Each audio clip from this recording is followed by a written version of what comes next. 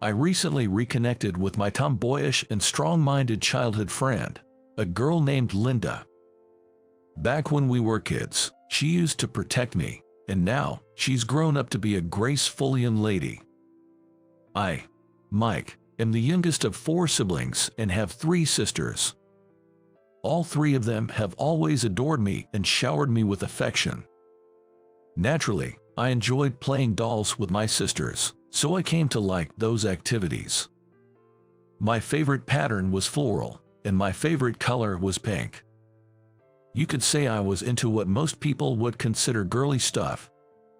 The complete opposite of me was Linda. Linda's mom and my mom were high school buddies, so we've been hanging out together since we were babies. Back then, Linda had tan skin and a boyish short haircut. Her favorite activities were soccer and playing with toy trains. She always wore pants because she found skirts too restricting, and her favorite color was blue. When I was a kid, I was really shy and had a tough time talking to new people. I remember always hiding behind my sisters and Linda. Linda was a sociable and fearless child. She would always initiate conversations with new people without hesitation. Young me thought she was cool and saw her as my role model. And it wasn't just that. Linda was always bright and full of energy. Her presence made everyone around her smile. She was like a sunflower, adorable and able to cheer everyone up. Once I started elementary school, I became even more aware of how different I was from the other boys. I was once invited to play soccer with some male friends, but I rejected their offer. Well, it was because I was terrible at soccer and had plans to play dress-up with some girls later. And that's when the boys started mocking me. Dudes don't play those kinds of games, you know. It's creepy that a guy like you is into girl stuff. You're such a weirdo. I got teased a lot. Back then, I was too timid to talk back, so I just held back tears and did my best not to cry. That's when Linda stepped in and defended me from those bullies. Why can't a boy play girly games? What's wrong with that? Y'all are the ones acting weird by ganging up on someone and bullying them, she said. The boys looked like they were about to say something else, but Linda cut them off. I'll tell the teacher if you keep picking on Mike. They ran off immediately. Snitching to the teacher has always been a power move. I was sniffly and teary-eyed when I thanked Linda. Linda, thank you. I'm sorry for being such a coward and not standing up for myself. Linda took a handkerchief from her pocket and started wiping my eyes. Don't cry anymore, Mike. You're not weak, you're kind. Don't worry, I'll always protect you. I'll never forget Linda's smile when she said that. As she promised, Linda always stayed by my side and protected me from bullies. I kept thinking how great it would be if I could always be with Linda, who was cool, cute, and kind. But reality struck in the 2nd grade of elementary school. Linda was moving away. It was hard for me to accept that truth. On the day Linda moved, my mom and I went to send her off. I wanted to thank her for always being there for me and to tell her how much I liked her. Linda, thank you for everything, and well, I feel a certain way about you. Linda, you know. I managed to say my thanks, but I just couldn't muster the courage to say those 3 simple words, I love you. Seeing my hesitation, Linda gave me a comforting smile. Mike, take care. We're gonna be apart, but keep your chin up. Hopefully, we can meet again someday. Goodbye. Linda's final goodbye was trembling. Hearing that, my own goodbye came out even shakier than hers, I think. More than a decade has passed since then, and now I'm in my 2nd year of university. I've grown taller, and my voice has deepened. I think I look more masculine compared to my childhood. But inside, not much has changed. I still enjoy cooking and sewing, and I like floral and cute dot patterns. I prefer sweets over meat. I was teased in middle school with comments like, "Are you gay or something?" But I ignored them. I didn't want to worry Linda by showing that I was hurt by such comments. I lost touch with Linda after she moved, but I didn't want to live in a way that would make her worry, even if she wasn't around. In high school, I joined the Arts and Crafts Club. I started talking with girls who had similar hobbies and realized that I felt more comfortable with them than the boys. College was pretty much the same story. The good thing about high school and college is that you can choose your school and friends, unlike mandatory education. I found it easier to breathe when I met more people who accepted me for who I am. I'd love for Linda to see who I've become. But I had no idea where she was, and I thought we'd probably never meet again. Or so I thought. But then, at the first social event for my college seminar, I ran into her again.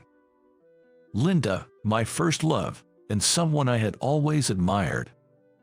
At first, a girl wearing a mask came up to me at the party, saying, "You're Mike, right? Do you recognize me?" I had no clue who she was. Sorry. I'm usually good at remembering faces, and even through her mask, I could tell she was pretty. Her glossy hair was about bob length, and her large eyes cast shadows on her eyelashes. Her voice sounded familiar, but I just couldn't place it. I felt like I should remember someone as attractive as her, but I honestly didn't, and I told her so. She chuckled at my reply. "Wow, you're so cold-hearted." With that, she took off her mask. Seeing her whole face, my mind went blank. Her features had matured since childhood, becoming even more beautiful. Her hair, once short and boyish, had grown into a lovely bob. There was no mistaking it. She was Linda, my childhood friend. My eyes were drawn to her slender arms and the nape of her neck, both of which had become decidedly feminine. "Wait, Linda." Linda let out a relieved sigh. "I would have been shocked if you have completely forgotten about me. Long time no see, Mike." Seeing her again after 10 years was a surprise, especially how stunning she had become. It turned out we were both attending the same university, just different departments. It's a large campus, so we hadn't noticed each other during our freshman year. This reunion after a decade was incredibly heartwarming for me. We're both past 20 now, and you've had your birthday too, right? Let's have a drink together. Invited by Linda, I got carried away and started drinking fast, even though I'm not used to alcohol. Before I knew it, I felt sick and was stuck to the bathroom. Ow, I feel terrible. Geez, if you can't handle alcohol, you should have said so. You okay? Linda's concerned voice came from outside the bathroom. Sorry, I was so happy to see you again, I might have got carried away. I was honest, perhaps because I was drunk, and Linda's voice sounded delighted in response. Haha, thanks. I can resist alcohol so I can't get drunk, but I got carried away too. I was really happy and excited. Until then, I'd felt awful, but something about Linda's words made that feeling vanish. After that, Linda and I took a taxi home together. Her place wasn't too far from mine. Before getting out of the taxi, we also exchanged contact information. Knowing I could text Linda anytime made me grin from ear to ear. After that, we started keeping in touch and hanging out together. About 2 months since reuniting with Linda, we planned to meet up at a cafe on campus. I arrived pretty early and was sitting at the outdoor seating when I saw a female friend of mine, with red eyes, walking by. She noticed me and gave me a forced smile and wave. I couldn't just sit there, so I left my stuff at the table and approached her. What happened? Something wrong. The girl's name was Monica. We became friends after finding out we both enjoy crafting. We exchange handmade crafts and tip each other off when we find nice fabrics. She's a great person who never makes fun of my feminine hobbies. My boyfriend dumped me. Turns out he was cheating on me, and it looks like the other girl was his favorite. Kinda funny, right? I couldn't help but remember when, 6 months ago, Monica had told me with a big smile, I got a boyfriend. She'd been hyped because it was her dream to get a yes after confessing to someone she'd liked for so long. Seems like she fell for a bad guy though. I saw her picture. She's super gorgeous and does some modeling jobs. No wonder I can't compete. Monica began to tear up, unable to hold it in any longer. But we were sitting outside of the cafe, and I could feel the eyes of people around us, so I took Monica behind the building. Thanks for reaching over. I was struggling on my own. You're a lifesaver, Monica said, but her tears weren't stopping. I was deeply concerned for her, seeing how she was putting on a brave face. Are you sure you're okay? Can you make it home? I can make it home, but could you lend me a shoulder? Cheer me up a bit, but don't get me wrong, I mean as friends, okay? I laughed at Monica's hurried clarification about not meaning anything romantic. In my friend circle, there's never been a romantic action with any of the girls. According to them, I'm apparently like a mom to everyone. I get it. With that, I hugged Monica's shoulders and patted her back, thinking that a full-on hug might be too much for her. Monica, you're an incredibly attractive girl. Don't need to lose confidence over some model. After a good cry, Monica returned home with a smile. Good, I was able to get rid of that guy. Seeing the smile she gave me at the end, which was so typical of her, put me at ease. With that, the situation with Monica seemed resolved, but then a new issue cropped up. I saw a message from Linda on my phone. Guess you have a girlfriend. I'm busy today, so I'm heading home. She must have seen me with Monica and jumped to conclusions. It was all a misunderstanding. I sent messages and even called Linda to clear things up, but she didn't respond. To make things worse, I couldn't meet her at the university either. She was deliberately avoiding me. I hadn't seen Linda in over a week, and her birthday came while we had a cold war between us. I knew it was like stalking, but as a last resort, I waited for Linda until I finally got a chance to see her. When she saw me, Linda's eyes moistened. What do you want? You have a girlfriend, right? I saw you hugging. Don't lead me on if you're with someone else. It's confusing. It raises my hopes. Her eyes were misty, but she spoke as if she was angry. Yet what she was saying was full of affection for me, making me think, what a sweet girl she is. I chose my words carefully to not hurt Linda and explained what happened that day. She's like a best friend, and all I did was pat her back to comfort her after she got dumped by her boyfriend. I wasn't hugging her, I was just putting my arm around her shoulder, making sure her tear-streaked face couldn't be seen by passers-by. Does the other girl have any romantic feelings for you? I smiled and shook my head. Of course not. She's into real muscular guys. I'm not even close to her type. We're just friends. I've only had eyes for you, Linda. Upon hearing my last sentence, Linda visibly twitched. Seeing Linda get jealous over a girl standing in front of me made me want to protect her even more. I guess I've been in love with my childhood friend ever since we were kids. It was a moment of reaffirmation. When I was little, I looked up to you, Linda, who always protected me and fell in love with you. Running into each other again in college doesn't feel like mere coincidence. Now that we've reconnected, I want to take our relationship to the next level, beyond just childhood friends. I said that and looked at Linda again. Linda used to be called a tomboy by the adults around us, but nobody would say that about her now. She's grown into a woman, feminine and eye-catching. However, Linda didn't seem to think good about her own transformation. You liked the old me better, didn't you? I've changed a lot, you know. Linda mistakenly thought that I was into tomboyish girls. I was hesitant to say it, but sorry, I can't help it. I have to tell you, I love you. The old Linda and the new Linda, both are adorable. I love them both. Linda's face turned red at my confession. Wait, since when did you start saying embarrassing stuff like that? I've grown up, too. Besides, I've got a girl I like right in front of me after 10 long years. I don't want any misunderstandings due to a lack of words. Linda shyly but clearly said, I like you, too. This confirmed that we held the same feelings, but I regretted giving Linda the wrong impression with my actions. From now on, Linda, I'll be more mindful of my distance with friends. Also, can I introduce you to them? I have a lot of female friends, and I don't want to make you worry unnecessarily. I thought it might set your mind at ease if you knew who they were. What do you think? Thank you for considering my feelings. I'd be happy to get to know your friends. Seeing Linda's relieved expression made me feel relieved as well. Linda, just like you said you'd protect me when we were kids, I promise to protect you now. Please, will you be my girlfriend? Linda gave me her bright smile, like my favorite sunflower. Yes, thank you.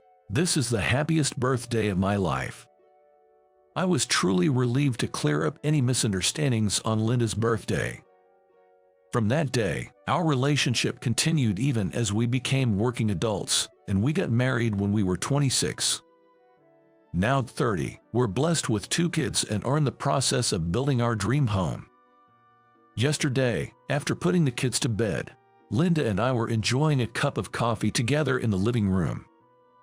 That's when Linda asked me, your first love was the tomboyish me, but you started dating me after I became more feminine. Honestly, which version of me do you like the most? Without even thinking, I answered, I love you the way you are now. My love for you is probably gonna keep growing as we get older. Just saying what I felt made me incredibly embarrassed. And it seemed Linda was just as embarrassed. When our eyes met, her ears were as red as mine. We're such lovebirds, aren't we? Yeah, we are. Even though it was embarrassing, seeing Linda's happy smile made me think it was worth it. Reconnecting with my first love, getting married, and even having kids feels like a miracle. That's why I want to continue to protect the smiles of my beloved wife and children. And to do that, I plan to keep expressing my love, just like I did yesterday. I want us to remain like this forever. Ready? At my words, Emily let out a hurried voice. What? No, hold on a bit. I tried to stop, panicking a bit, but it seemed too late. Sorry, I can't hold it. Too soon. In the end, I just couldn't wait and went ahead. Well, that's a lot. I can't even. While mumbling that, Emily was diligently wiping it up. But some had even gotten on her face. Finding her both amusing and endearing, I handed her a towel. This is the most memorable experience I've had with her. At the time, I had no idea we'd get into this kind of relationship. My name is Jake, 30 years old. I work as a pastry chef in our small family bakery. My dad, who used to be the owner, retired last year and is enjoying the countryside life with my mom. I've taken over the management of the store. I was a bit anxious, but the regulars still come, and my new cake recipes are always a hit. Work is going well.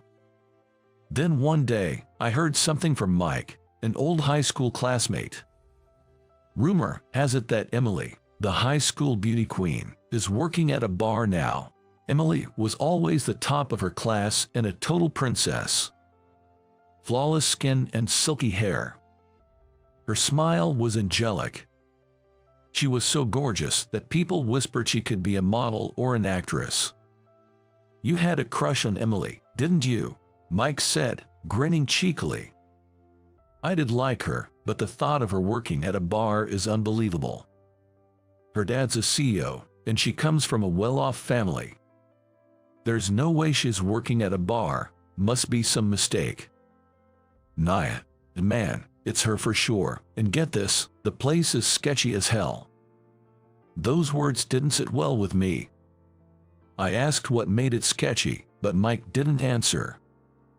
Come on, you're curious, right? Let's go check it out. Mike has always been pushy. I didn't really want to go to a place I knew nothing about, but Mike dragged me along to the rumored bar. On the way there, I was reminiscing about the times I liked Emily. We first shared a class during our senior year of high school. I knew her long before that because of her reputation, but we didn't actually start talking until we were in the same class. The most memorable moment was during the school fair when we were both in the cooking group. Emily and I were in charge of pancake toppings. She'd made the whipped cream in advance, so all I had to do was squeeze it. But while filling the piping bag, I noticed something was off. The whipped cream was way too runny. It was more like liquid than cream at this point. Before Emily could even finish plating the pancakes, the whipped cream started to dribble out. "Is it coming out already?" Hearing my words, Emily let out a flustered voice. "What? No, wait just a bit longer." I tried to stop it too, but it was too late. "Sorry, can't hold it. It's out." "No, that's too quick. The whipped cream just spilled out." The cream splashed beyond the plate and onto the table. "There's so much. Oh my goodness." Muttering to herself, Emily began to diligently wipe up the cream. But the moment I saw her face, I burst into laughter. She even had cream on her mouth. She must have touched her face without realizing her hand had cream on it.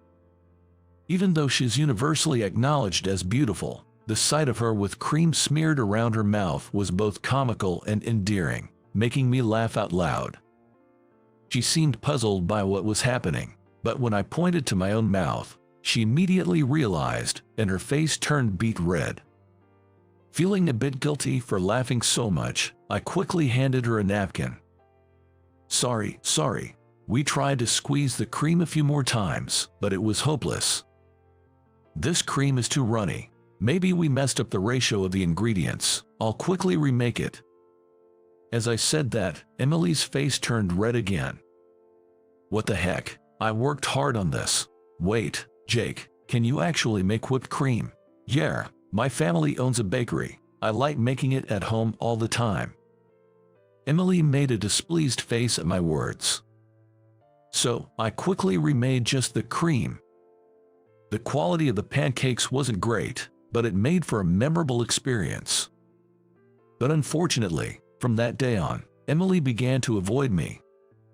I was really bummed out that the girl I'd been interested in started giving me the cold shoulder.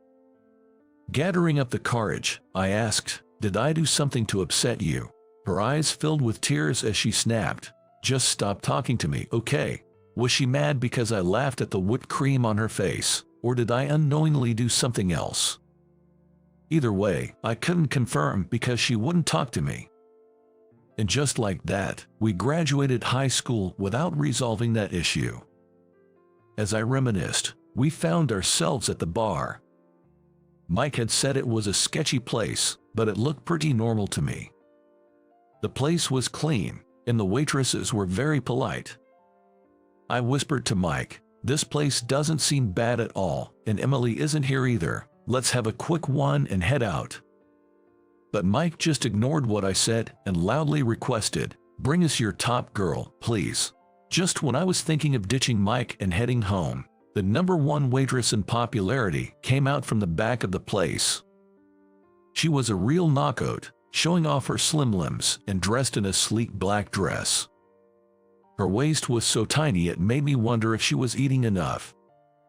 I knew that woman. It was Emily, the girl I fell in love with in high school. When she saw me, her eyes lit up in amazement. "Wait, is that you, Jake?" "Emily." We both stood there, too shocked to move for a moment.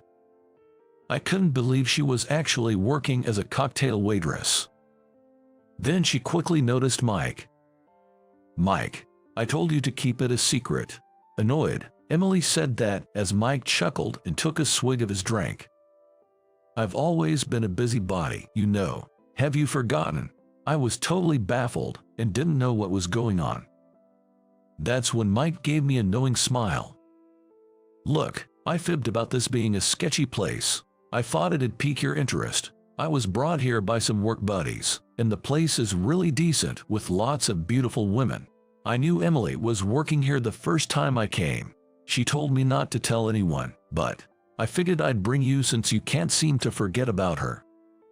Sure, I can't shake off my memories of Emily even now. Every time I go out to drink with Mike, I find myself mumbling things like, "Where could she be now?" Or "You think she's married or something." Emily sat next to me and poured some drinks. As she handed me my drink, she said, "I really didn't want only you, Jake, to find out I'm a cocktail waitress here." I realized then that she didn't really want to be working here. I wanted to ask her why she was doing this kind of job, but she seemed reluctant to talk about it, so I didn't push it. When I told her I'd become a pastry chef and open my own cake shop, she finally showed a genuine smile.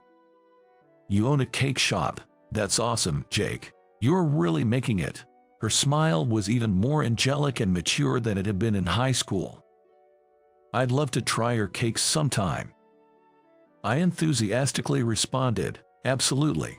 Please come by my shop anytime." "Really? Are you sure?" "Of course, you're more than welcome." I didn't know whether Emily had a boyfriend or if she was married, but since we'd reunited, I wanted to see her again. A few days later, Emily actually came to my cake shop right before closing time. The weather was bad and business was slow, so I'd already put out the closed sign, but I let Emily take her time picking out what she wanted. "I'm really looking forward to this. I wonder if I can finish it all by myself."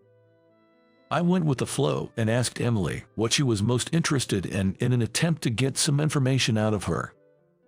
"So, you have a boyfriend?" "Unfortunately not. Just focused on work right now." Emily gave her eye smile, but hearing that she was single made me do a mental fist pump. Seeing Emily carefully holding her box of cake, I nervously offered, "Would you like to eat it upstairs? That's my living space. The rain is really coming down too." I made the suggestion, my nerves on edge, worried she might turn me down. She looked out at the rain for a moment before saying, "All right, I guess I'll come up for a bit." I couldn't believe my luck. Emily was coming into my home. We went upstairs, and as Emily took a bite of the cake, she began to cry. Just moments before, she had been laughing and talking. Her sudden tears took me aback. My heart tightened at the sight of her tears as she brought the cake to her mouth. "Emily, what's going on? I'm all ears." When I reached out to her like that, Emily started to open up, sharing her feelings bit by bit. "You see, I grew up without wanting for anything because my parents ran their own business. I even got accepted into a prestigious women's college, but during my time in college, the family business went bankrupt. That took a toll on my mom, who developed mental health issues because of it. My parents ended up moving to stay with my grandparents in Kentucky. I never saw that coming. We've had reunions since high school, but Emily never showed up even once. They couldn't take care of me anymore, so they left me behind." Emily understood her parents were going through a tough time, so she didn't hold it against them. When I turned 18, I realized I had to live on my own. I quit college and looked for a job, but there were hardly any options with just a high school diploma. I couldn't afford the rent for the apartment I lived in during college, so I had to leave. That's how I ended up with my current job. They were okay with hiring high school grads and even offered housing. I can't imagine how tough it must have been for an 18-year-old girl with no family support, no home, no money, and no job. I was baking cakes at that time of my life, going to a vocational school on my parents' dime. It's heartbreaking to think that the girl I fell for was struggling just to eat. I regret that our reunion came so late. I just kept rubbing Emily's back as she cried. After the tears, Emily seemed a bit relieved. She probably hadn't shared this with any classmates, so she'd been carrying this burden alone. Maybe she needed someone to talk to about it. "Sorry for rambling on so much. We never even talked this much back in high school," Emily said, obviously wanting to change the subject. I thought it was a good opportunity to ask her about our high school days. "Do you remember after the school fair in high school, You became kinda distant. What was that about? Emily made an awkward face at my question. I didn't know you were the son of a bakery owner and good at cooking. I wanted to impress you with my cooking skills, but I messed up and felt awkward. I felt a huge relief knowing she didn't dislike me. And it made me wonder, did she have a soft spot for me back then? On our way home, Emily looked up at the starry sky and murmured, I hope the day comes when I can work in the daylight and sleep well at night again. I couldn't help myself and tightly grasped her hand. So, you can do it. If you want to get out, you can do it anytime. Emily squeezed my hand back. Thank you. Is it okay if we keep holding hands just a little longer? I walked Emily home that night, and we didn't let go of each other's hands until we reached her place. That's when I fully realized Emily's feelings for me. A surge of emotion filled me. I wanted to protect the woman I loved. The next day, after closing up my shop, I headed to the bar where Emily worked. It was still early, so the bar was in preparation. But I walked in anyway. Jake, what's going on? As I walked in, Emily, who was getting the bar ready for opening, looked surprised. The bar owner and other girls also looked at me with curiosity. Then I turned to the owner and bowed deeply. Please let Emily quit after today, I beg you. To Emily's surprise, I told her to quit her job and that we would find a new job and a place to live together. You can work at my bakery if you want, but no pressure. I'll help you find a place to live and a job that you actually want to do. Emily stood there, mouth agape. You want me to work at your bakery? I walked up to Emily and mustered my courage. I want you to be my wife. Working at a bar requires a lot of practice and experience. I know it's rude of me to say you should quit, but I love you. I'm worried about you working at night. I want you to have a day job because I'm concerned about you. I love you. As I blurted this out, the room erupted in laughter from the owner and the other girls. What are they laughing so much? I wondered, looking at Emily, who was blushing and covering her face with her hands. Then the owner filled me in. Turns out, Emily just told me she wanted to quit because she has a guy she likes and wants to try a day job. We all agreed she's too good for the night scene. Seems like you two are on the same page. Apparently, the owner and the girls were worried about Emily, their top cocktail waitress, who seemed to lack confidence. But it looked like Emily was ready to take the plunge even without my public declaration. I felt awkward and embarrassed. Then the owner gave me a solid pat on the back. She's like a daughter to me. Make sure you make her happy. I nodded vigorously, yes, in response. I think Emily was able to make it through tough times because she met kind-hearted people like the bar's owner and the other girls there. I want to take everyone's feelings into account and be the one to support Emily from now on. After that, Emily started working at my bakery. Our part-time staff, who were always saying we needed another hand, were over the moon. We also moved in together. Emily mentioned looking for an apartment, but we both felt the same way about wanting to be together, so she agreed to live with me. About 6 months after we moved in, we started preparing for our wedding. When it came to announcing the engagement, Emily had already informed her parents over the phone. It had been a while since they last talked, so Emily was nervous about their reaction, but they seemed pleased. It turns out her parents felt they were to blame for her hardships and were emotional about it.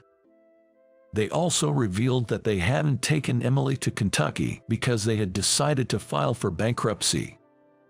Filing for bankruptcy puts a lot of restrictions on you.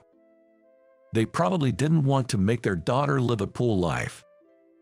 Emily had thought her parents had abandoned her, but it turned out that they did love her. Her mom's mental health has improved significantly, and any tension between us has also dissipated, which is a relief. As for my parents, they were thrilled as soon as I sent them Emily's picture, exclaiming, "You've found a beautiful girl." Everyone from the bar has become regulars at the bakery. They say they come in often for the cakes, but it seems like they're really coming to see Emily. When we visited the bar to announce our engagement, they gave us a grand celebration, and I could see tears shining in the owner's eyes. And just recently, we had our wedding. It was a happy day for both our parents and everyone from the bar. The wedding was outdoors in a garden setting, under the bright sunshine. Emily, dressed in her wedding gown, looked absolutely angelic under the bright sun. Emily looks perfect in sunlight. I know I'll never forget this day wrapped in happiness. My name is Mike. Though I'm in the prime of my work life at 35, I'm currently on a 1-month leave of absence for personal reasons. I don't have a family right now. My mother had always been frail and passed away 10 years ago. My dad passed away last year after a long battle with illness, reaching the age of 75. I've heard that my parents got married young, and after having difficulties conceiving for a while, they were blessed with me. My mother was very kind and family-oriented. Though she couldn't overexert herself because of her health, she was great at cooking. She used to pack me loads of sandwiches and sides when I was busy with extracurricular activities. I remember when she came to cheer me on at my first competition with a big banner, my face turned beet red from embarrassment. My mom, always being my biggest supporter in everything, was the best mom for me. However, when I was in my 20s, she started having health problems and was in and out of the hospital. There were times when she showed incredible resilience and was able to live at home, but in the years leading up to her passing, she couldn't move as she used to and couldn't keep up with the household chores. From that time, I took over the household duties, including taking care of her. During those times, my dad was always working and, it seemed to me, didn't pay much attention to home. Still, since he was paying for my college tuition, I couldn't muster the courage to ask him to help more with home or with mom. The thought of something happening to my mom while my dad or I weren't home made me anxious, so on days when I didn't have college classes, I stayed home. I did the housework, prepared meals for mom, and worked from home. I didn't have much time to hang out with friends, but I knew that the time I could spend with my mom was limited. Looking back, I think I made the right decision to be by her side as much as possible. After my mom passed away, it was just my dad and me. The shock of losing my mom took a toll on his health. From there, one health issue led to another, and before I knew it, he needed care as well. He was physically able, but since he was all about his work, he couldn't do much else. Honestly, it felt even more challenging than when my mom was sick. Every day, it was a back and forth between work and home. Busy with housework and taking care of my dad. Between driving dad to the hospital, running errands, and always being there for him, I hardly had any time for myself. I'm an only child, and my relatives live in another state, so no one is nearby. Having no one to lean on was tough. However, that way of life ended a year ago, and with Dad's first memorial service behind me, things have finally settled down. That's when I decided to take a month off. My boss saw my worn-out face and told me to rest. Probably because he knew about my caregiving life, both he and my co-workers were supportive and understanding. I'm deeply grateful to be working in such a supportive environment. One day during my vacation, I got a call from a classmate, Jake. "How about hanging out this Sunday? My girlfriend's working, so I'm free." Seriously, am I just your fallback plan because you've got nothing better to do? I'm free too though. Joking aside, I agreed to meet up with Jake. Jake is one of the few close friends I have. Even when my caregiving responsibilities kept me away from social activities, he never left me out and always checked up on me. Such a great guy. Jake still lives at his parents' place, but he's planning to marry his girlfriend soon. "We might as well hang out now while we still can," he said, so we decided to play some video games at his place. When I arrived at Jake's place on Sunday, I heard a lot of chatter. "Sorry, I didn't know my sister was coming over." Jake apologized. Apparently, Jake's sister, who lives nearby, was having a barbecue in the backyard with her mom friends. "Oh, hey there, Mike. Sorry for the noise. Want some food? You can take it to the room." Jake's sister is always so upbeat. She's also really caring. I found out that the gathering was for moms who usually don't get a break because they're either single moms or their partners are always working. Jake's sister thought it would be nice to give them a break and make it fun for their kids too. Right when she saw my face, she asked, "Want to join us?" I politely declined, but she insisted, "Go ahead and eat. Just wait a bit for it to be ready." So, taking her up on the offer, I sat on the porch and waited. The adults chatted and laughed about the little things, and the kids were happily playing with the toys they brought. As I watched with a warm feeling, a little girl came up to me, opened her mouth in awe, and stared at me with a surprised look. Unsure of what to do, I just said, "Hello," but she continued to gaze at me without a word. What should I do here? Being unfamiliar with children, I felt a bit awkward. I managed to smile, and she giggled and moved away from me. She then looked around and wondered aloud, "Where's Mom?" Seemingly unable to spot her mother, she approached Jake's sister and asked. "She went to the store, sweetie. She'll be back soon, okay?" Just as she said this, the little girl's mother seemed to return. The girl ran to her and said, "Mom, hey, Mom, look, come on." She was tugging on her clothes, trying to get her attention. "Yes, honey, what's happened?" She looked at the flustered girl, smiled, and listened to her. "Mommy, Daddy's here. I saw Daddy." "Huh? What, Daddy?" The little girl's words left her mother puzzled. The other moms looked on, intrigued by the excited little girl's exclamation. She was loudly insisting, pointing to me and saying to her clueless mother, "Look, over there, it's Dad." A little angrily, she pointed in the direction where the dad would be. Huh? The person she was pointing at was me. What? I was taken aback and raised my voice in surprise. But the one who looked even more surprised was the girl's mother. "Oh my!" she exclaimed louder than anyone else, staring at me in shock. Both Jake and I and the other moms were looking back and forth between me and the girl's mom, wondering, what's going on? After a brief pause, the little girl's mother regained her composure. "He might look like him, but he's not your dad," she gently explained to her daughter. "But their faces are the same. It's the face I always see. It's Dad, right?" Still, the girl kept insisting. "Remember, honey, Daddy is up in the stars now." Holding both of the girl's hands gently, the mother tried to remind her, yet the girl responded, "Their faces are the same. Dad came down from the stars. He came down from the Milky Way, twinkling," she energetically explained to her mom, seemingly referencing the Milky Way associated with the upcoming July 4th festival. The girl then ran towards me, beaming, and asked, "You're Daddy, right?" Saying so, she joyfully swung my hands back and forth.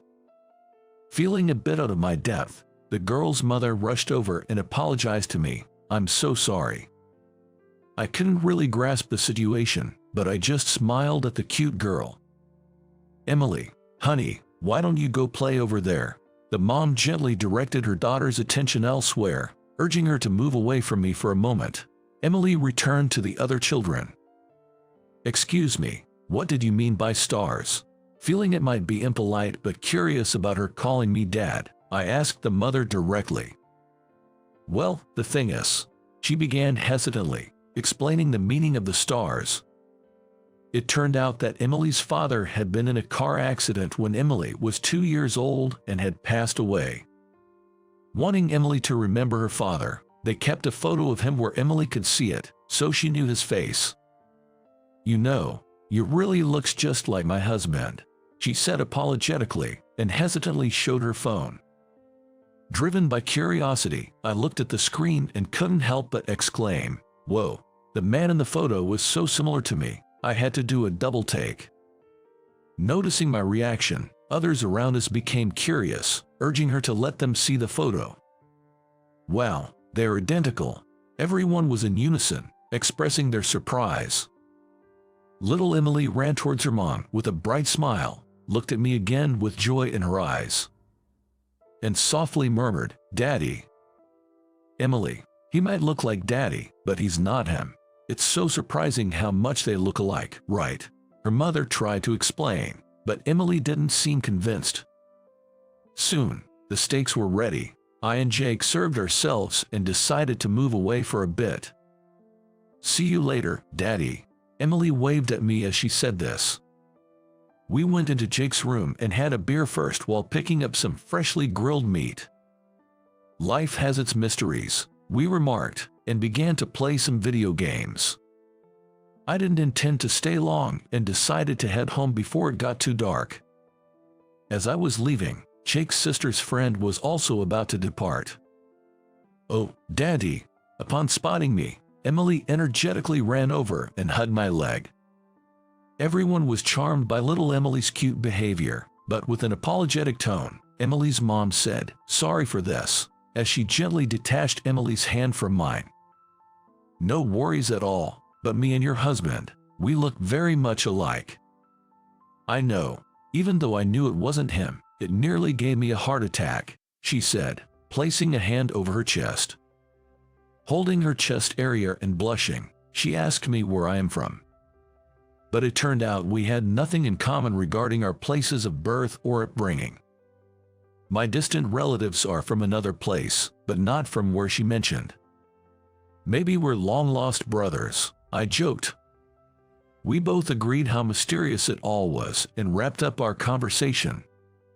Then little Emily asked, "Does Daddy go back to the stars when it gets dark?" She looked up at me with those innocent eyes. It seemed Emily still believed I was her dad. What should I say in this situation?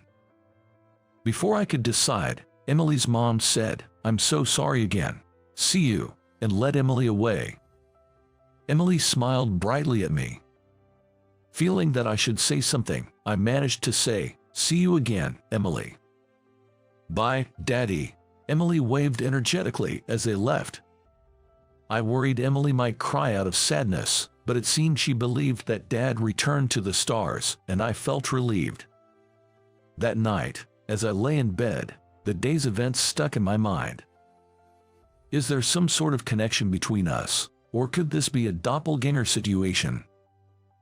With those thoughts, several days passed.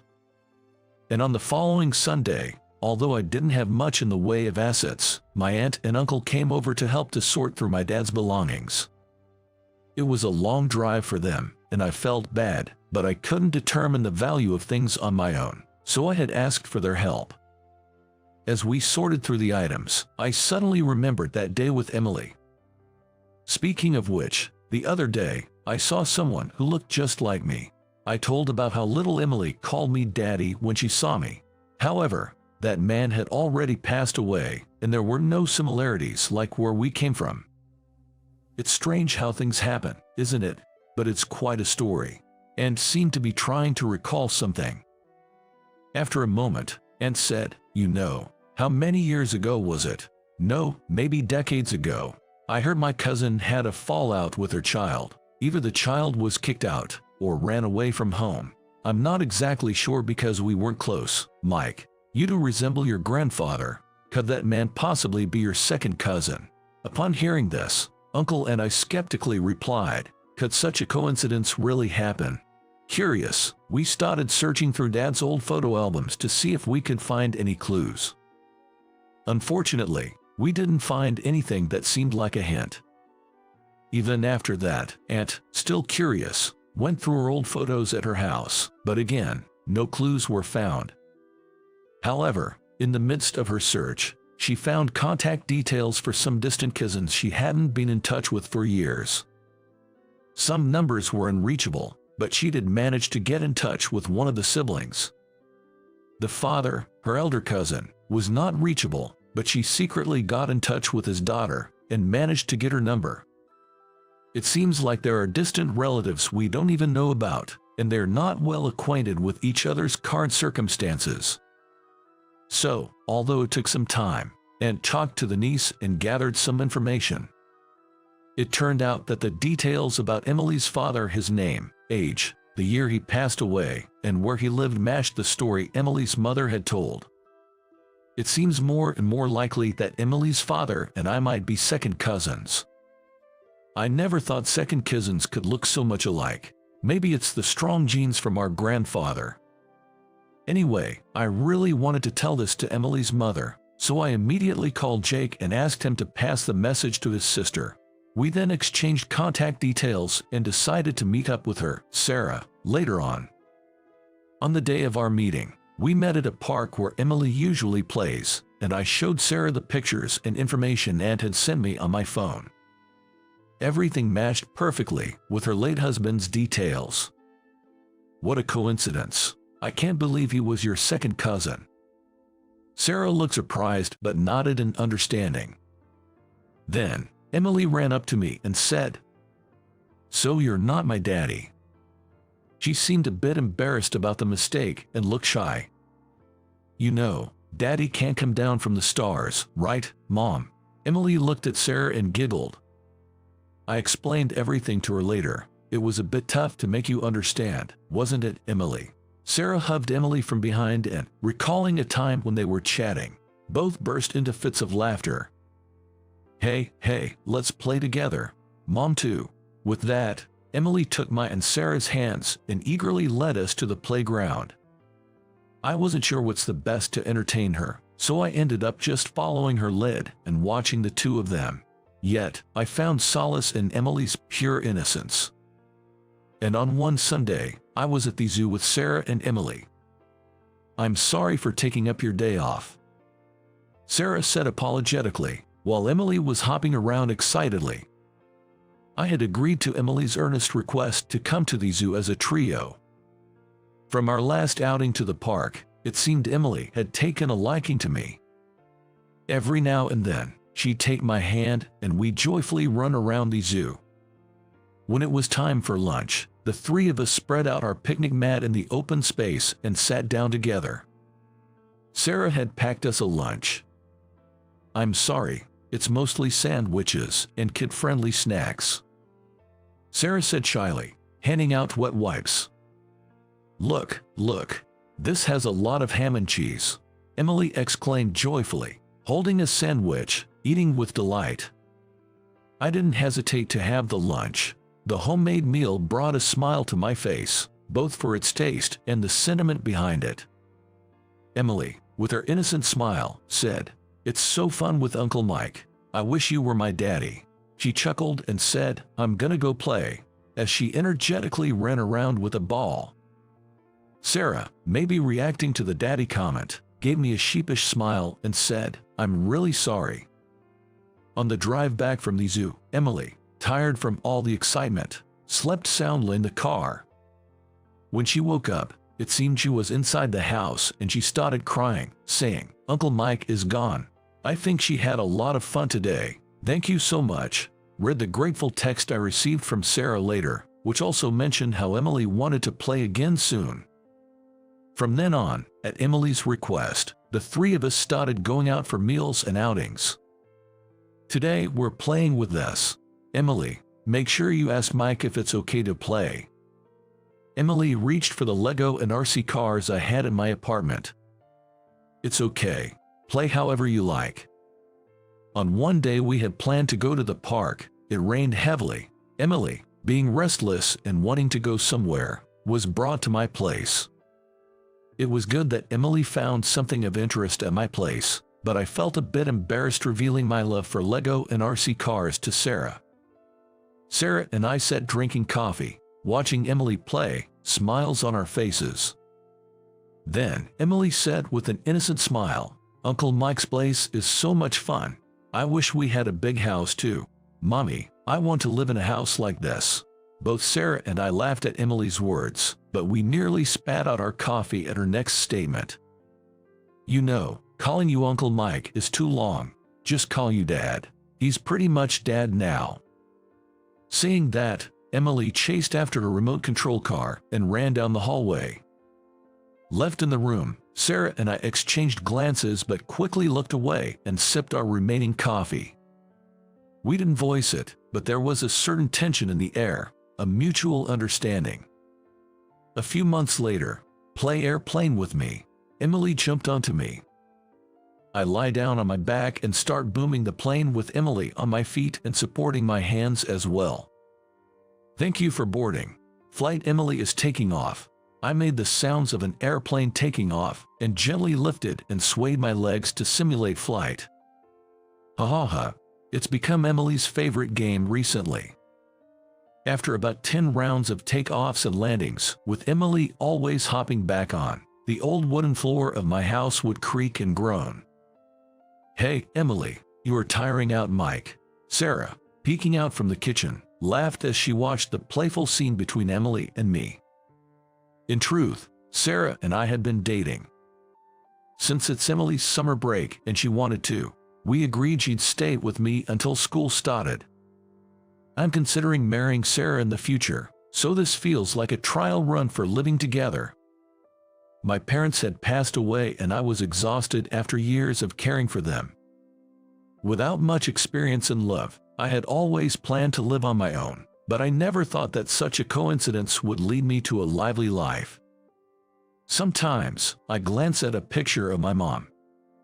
I'm not superstitious, but I wonder if my mom, who might have been worried about me being alone, somehow brought us together. My mom always wished for my happiness. It is not impossible. If I squint, it looks like my mom is smiling in her photo. Anyway, I'm happy now. Making Sarah and Emily happy is my current dream. My name is Kevin, and I turned 38 this year. I work as a system engineer. I'm so busy with my job that I'm still single. Because I'm an only child, my parents, especially lately, keep telling me to get married and to show their grandchildren. If I explained that my job is important right now, my mom wouldn't be convinced. Ever since my dad passed away, my mom has been pushing me even more. She might be feeling lonely. The deadline phase for system engineers in IT companies is hell. When our sales team isn't coordinating with us, things really go south. We often get hit with unreasonable changes that clients push onto us. Thankfully, I'm highly regarded in my company for my work. Naturally, I get assigned more challenging tasks. I'm entrusted with meaningful work. I feel needed and appreciated at work. But, because I'm always working, I hardly have any opportunities to meet women. I'm not even invited to matchmaking parties anymore. But there is a woman I look up to and admire. Her name is Samantha, our project leader. I believe she's 2 years older than me. She's a system analyst, like a general manager for us system engineers. Basically, she's like our direct boss. She's well known in the industry and is really kind to our team. On the other hand, she can be tough on competitors. She always carries herself with confidence and grace. My only pleasure is seeing her at work. Just hearing a sweet voice say good morning makes me happy. So, even though I haven't met anyone, I'm not looking for a girlfriend. However, what weighed on my heart was that I couldn't fulfill my mom's wish as I was the only one left living at home. Hearing my mom's nagging made it hard for me to visit home. During such days, a client requested system specification changes right before the deadline. Major changes after almost completing the project. It seemed like our timid sales rep got pushed around and accepted the request. When we got the news, every member of my team slumped over their keyboards. We had been working overtime because it was right before the deadline. Such an incident just when we thought we could finally go home. It's no wonder we were all so deflated. The teary-eyed saleswoman who was bowing apologetically was a new employee. We couldn't blame only her, Well, we've got to get it done, don't we? I took the change request from the sales rep and reported to Samantha's desk. Samantha had already been briefed by the sales manager, so she quickly skimmed through the request and asked me, "How long do you think it'll take? I'll try to get an extension from the client." Well, at a glance, I think we can manage in about a week. Even if we can't get an extension, if everyone pitches in, we'll be all right. Hearing my words, Samantha nodded assertively. "Thank you, that's reassuring." With that, the entire engineering team mobilized to address the changes. Such sudden changes aren't rare. Even if we're used to them, they're still a pain. A newlywed colleague of mine was sadly informing his new wife, "I wouldn't be coming home for a while." Other colleagues were also reaching out to their families or partners. The only ones without anyone to inform about our business were me and Samantha. For almost a week, we ended up staying overnight at the office. Many co-workers returned home only to come back again for work. Fortunately, there's a gym nearby, so I took advantage of its shower room and didn't return to my apartment for a single day, diving straight into work. Samantha was also used to staying overnight. She didn't go back home, overseeing our tasks and increasing work efficiency. Our progress going as planned was largely due to her expertise. After handing over the data to sales and our contacts, we all collapsed onto floors or couches. An entire week. Trimming down our sleep hours, we finally reached the delivery day. We handed the data over to sales around 1 a.m. I fell into a deep sleep and was awakened by the morning sunlight streaming through the window. Some colleagues were still asleep on the floor, but most were sprawled on the small couches. Carefully trying to move without waking the person sleeping next to me, I suddenly froze. Right in front of me was Samantha's face, defenseless in sleep. It wasn't the face of the boss I usually see. She looked like a child in her sleep. Awareness of her made my heart race. Her beautiful lips parted slightly, murmuring some indistinct words in her sleep. I felt like I was watching something I shouldn't. Yet, I couldn't take my eyes off her. Just a bit longer, I kept telling myself as I gazed at Samantha's sleeping face. I had never looked at her for so long before. As I was entranced by her, her eyelids suddenly lifted, and my heart felt like it would burst. With a small scream, Samantha jolted awake. "Eek, Kevin, why didn't you wake me up?" How embarrassing. The usually calm and composed lady is now flustered, her ears turning a bright shade of red. "Oh, I'm really sorry. I thought about waking you up, but..."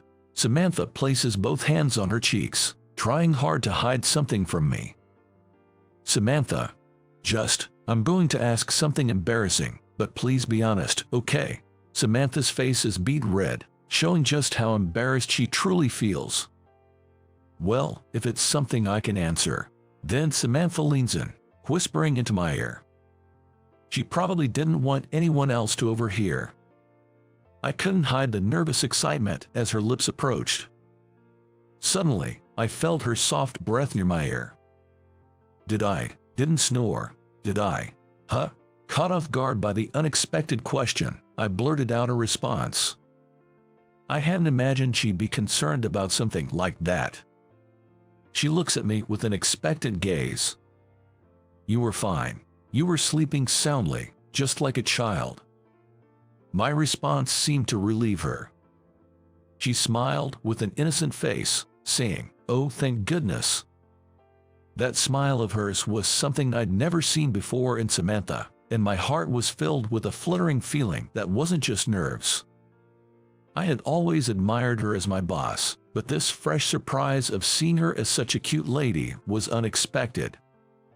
From that day on, she was no longer just someone I admired, but someone I had feelings for. I got a call from my mom back home 3 days after that hectic project deadline. Apparently, one of my old school friends from our hometown had gotten married, and she lamented over the phone if I still hadn't found someone. She kept impressing, so I accidentally let slip that I have a girlfriend. I didn't intend to lie. However, Mom immediately began grilling me on who she was and how long we'd been dating. I described to my mom a detailed image of the girl I had in mind. At that moment, I pictured Samantha in my mind. How happy would I be if Samantha was really my girlfriend? I got lost in my fantasies while sharing made-up romantic stories about her to my mom. When I visited home after a long time, as expected, Mom brought up this topic. She had some stuff for me and probably used it as an excuse to get more details about my girlfriend. She persistently asked me to introduce her to my girlfriend. When I kept dodging the topic, Mom finally lost her patience. "You don't really have a girlfriend, do you? Did you just make her up? How pathetic."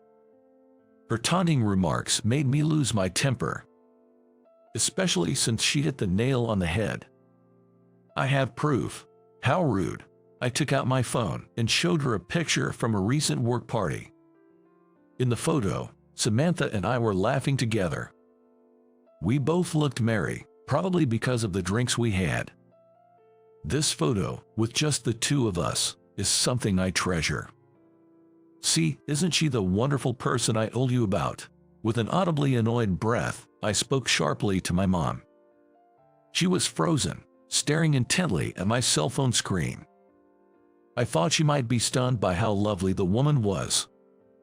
However, upon closer examination of my mom's face, her expression seemed more of fear than surprise. She was turning pale. "This woman, is she your girlfriend?" "No way, can't be," my mom murmured in a trembling voice. Her hand holding the cell phone was shaking. "Mom, what's wrong? Do you know Samantha?" Snapped back to reality by my words, my mom took a deep breath to calm herself down.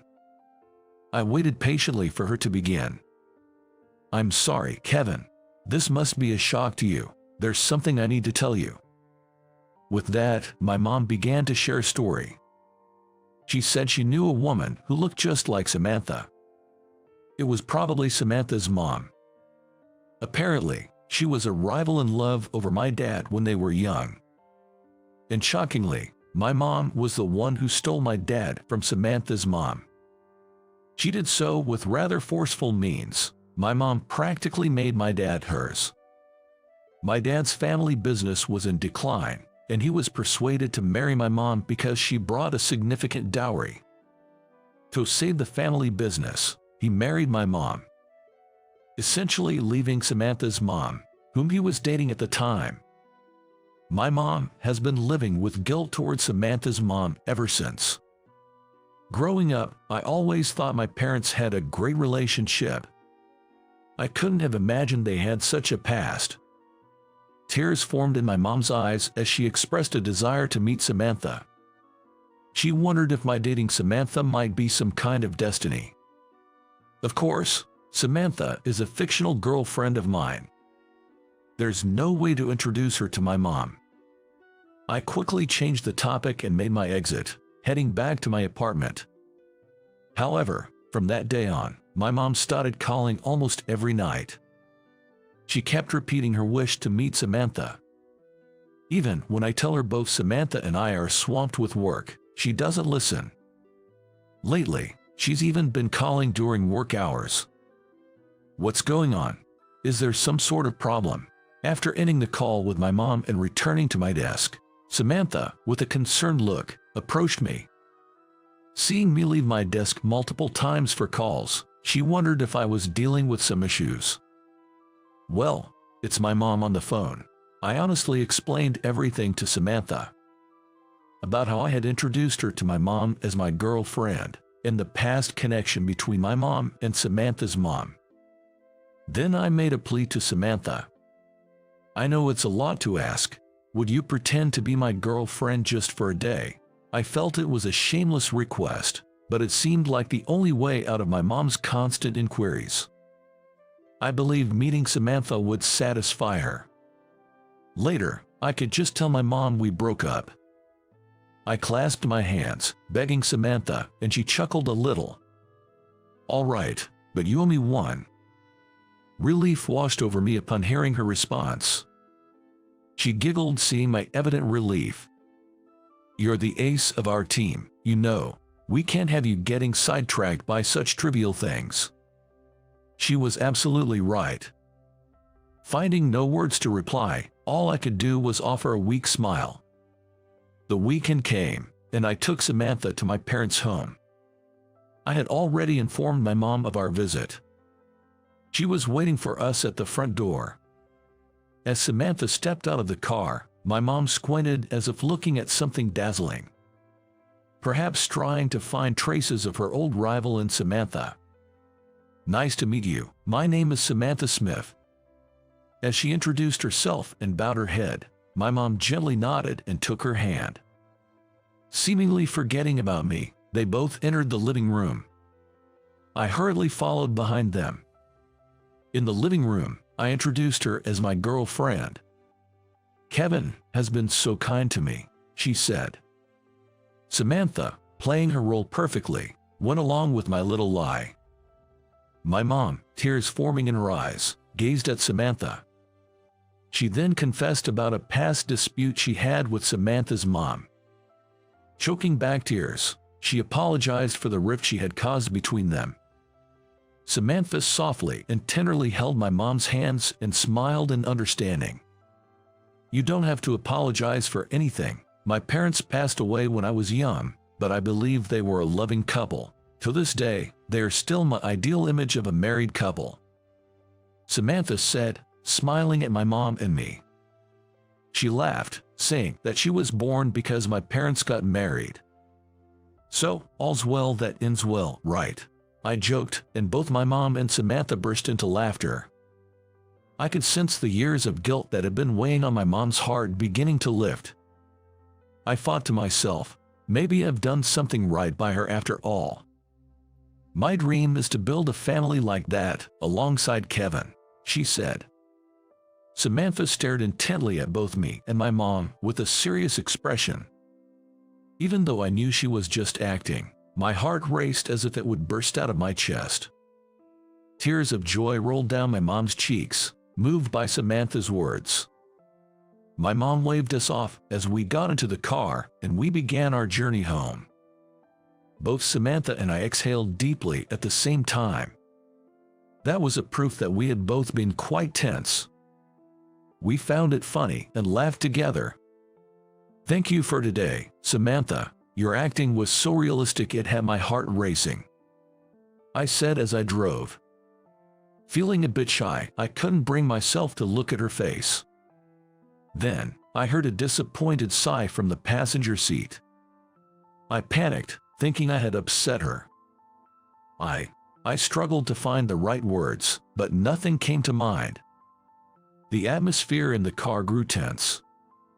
"Kevin, are you just going to let today be a charade?" Samantha asked, her face still turned to the window. Wait, what does she mean? Was this a confession from Samantha? "I don't want it to be just that," I exclaimed, pressing the gas pedal harder. From the passenger seat, a soft thank you was heard. Feeling somewhat embarrassed, I responded, "No, thank you." It wasn't the most eloquent reply, but I couldn't think of anything else to say. I think I was the most surprised by the unexpected turn of events. My relationship with Samantha continued to progress smoothly, and on Christmas, I proposed to her. The growing affection I felt as she happily accepted the ring was overwhelming. I vowed to protect her for the rest of my life. But later on, I found out she had been hiding something from me. When she said we needed to talk before getting married, I feared she was breaking up with me. However, her confession wasn't about breaking up, but a much more painful story. Samantha's parents divorced when she was young.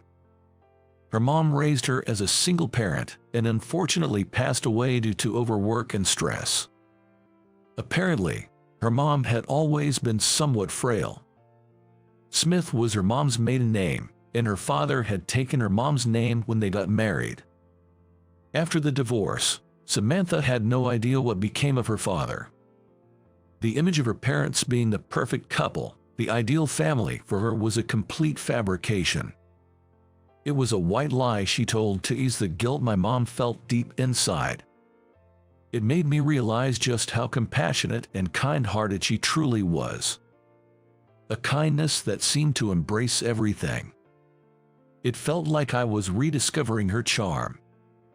I hope to become a person who is kinder and more compassionate than her. You're not having a wedding ceremony. That's a shame. When I went home to announce my engagement, my mom bombarded me with questions. She seemed to think I was being irresponsible by not hosting a wedding ceremony. We're planning to just take wedding photos and skip the ceremony. It's what she wants to. My mom reluctantly agreed to our decision after hearing my explanation. I have a favor to ask of you, Mom. Would you help me choose a wedding dress? Samantha spread out a bunch of wedding dress catalogs in front of my mom. Oh, I can help choose. Absolutely. Kevin isn't exactly the best when it comes to choosing my dress. The two of them are looking at me and chuckling.